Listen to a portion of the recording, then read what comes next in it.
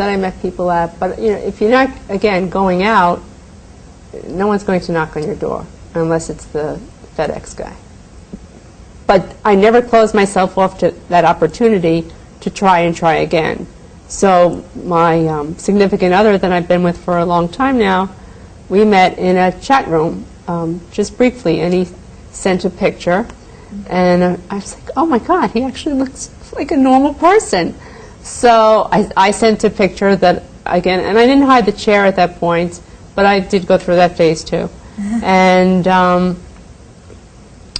he didn't say anything. He said, oh, you know, give me your number. So you need to be open to yourself. And I just want to suggest, if you are going on a blind date, maybe just go out to the place with your friends first or something, because if the bathroom is not accessible or whatever, it could cause some uncomfortable situations that you wouldn't want to experience on a first date. So just, I would suggest to scope out the place first, or make it, you know, the date in a place where you're comfortable, or maybe you know the owner or whatever. And that's a great practical tip, because being disabled, oftentimes we have to plan ahead. Yeah. So that's one thing I would definitely recommend. And speaking of practical tips, there are a few other things that we have to keep in mind. We talked a lot about blind dates, and one issue that can be involved in blind dates is safety. And safety is a big issue for a woman in a wheelchair, especially if you're dependent on others to get you in and out of the wheelchair, if you're in an intimate situation and you can't remove yourself independently. These are things we have to watch out for. And are there any tips we have for women about those issues?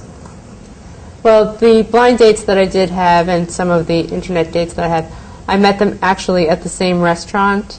So it became a joke for a couple of the waiters when they would see me there. They would know that Liz is on another blind date. So I went to a familiar place that I knew that if, God forbid, anything should happen, that not only was I comfortable in the place, but the people around me knew while I was there, but they were professionals, so it was very comfortable. And when the date really was boring, it was, you know, entertainment for the masses. So stay in a safe place, a familiar place. And I would suggest not going home with a guy who lives on the 3rd floor or has to bring you through, you know, like up or down stairs or something like that, if you've only just met him. You know, if you really feel comfortable, maybe you should go back to your place if you're going to do that, because at least you know what the accessibility situation is there, and you won't be stuck. That is a really good point. And I know in my work as a peer mentor, I always tell the girls that I talk with, especially the girls who are quads, never let a guy take you out of your chair until you really trust him.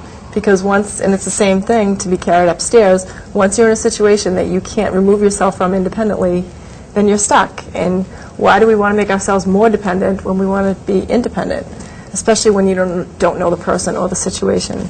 So that's really good advice, and I think that people should take that seriously. This also brings up the point of our basic health care as women. I know we need to take care of ourselves with a gynecologist and primary care physician. And can we talk a little bit for the women out there who have injuries and may not have experienced this yet? What would be helpful in this area? Well, the first thing you want to do is check with your spinal cord injury doctor that you're working with, that he or she has a gynecologist perhaps on staff, so that way you feel more comfortable. Because finding a gynecologist once you're out in the real world is quite difficult, especially if you have a previous gynecologist, because then you're going to realize, you know, oh, I'm not going to be able to get on that table. And there's no way. So you skip the year, and you skip the pap test, and you skip it again, and you skip it again, and you don't go back because it's not comfortable until you search one out. So, you know, that's one thing you should do if you're initially hurt and you're in rehab. Find your gynecologist before you leave that building.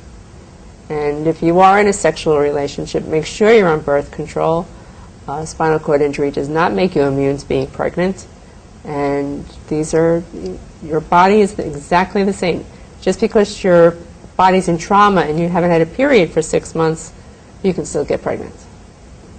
Also, you can use any of the resources that are out there right now, like, you know, the National Spinal Cord Injury Association or something like that. You can always look on the internet, email, or call the resource center, and they can always help to point you in the right direction if it slips your mind to find, that gyno before you leave, or if maybe you're not comfortable with the one you've been using. Just use those resources that are out there. And as we talked about, spinal cord injury can occur at any age, and also women are living longer with spinal cord injuries. So we don't want to forget the eventual mammograms that are also part of aging as a woman, and women with spinal cord injuries are no different. So it's important to follow up with mammograms as well as gynecological care as we age with our spinal cord injuries. And also, besides mammograms, women with spinal cord injuries are more subject to osteoporosis, which is a condition of aging. So you want to make sure you go for bone density testing, and also colonoscopies, which are good for the general public, but also of particular concern to people with spinal cord injuries. So I guess we would say, if you want to remain sexually active and healthy, that you need to be healthy in the first place. So these are things that you don't want to take lightly. You want to take seriously and continue to follow up with. Well, this was really informative, and I'm wondering if there are any other thoughts we have for viewers out there, whether they're newly injured or have been injured for a long time and haven't gotten into intimacy and sexuality since their injury. Just make sure you're comfortable with yourself, with your new situation, and with your partner. Like we said, you don't have to prove to anybody that you're still sexual. If they don't know that, that's their problem. They're ignorant. They don't need to figure it out. You need to figure it out for yourself, and you need to be comfortable. And that's it. That's my biggest tip. I think it's important. Every female, whether spinal cord injury or not, deserves to have a good relationship. And just go out there and, as Gary Karp has said, just go out and do it. If you're going to be sitting in your home, you're not doing it. Go out and do it. I think sometimes it becomes more of a build-up in your mind if you haven't taken that step. So like Liz said, just take the step, get out there and do it. And life is short, and you have to live life to the fullest, and this is one way which could be a great beginning. Well, I think that wraps up our segment for today, so I'd like to thank our panel of women. Thank you all so much for coming out today and sharing your thoughts and experiences. And I know I was happy to participate too, to help women with spinal cord injuries who are interested in this topic. So thank you. Thank you. Thank you. Thank you for viewing the webcast. I hope you found the information contained in the webcast helpful and informative to you and your coping with spinal cord injury.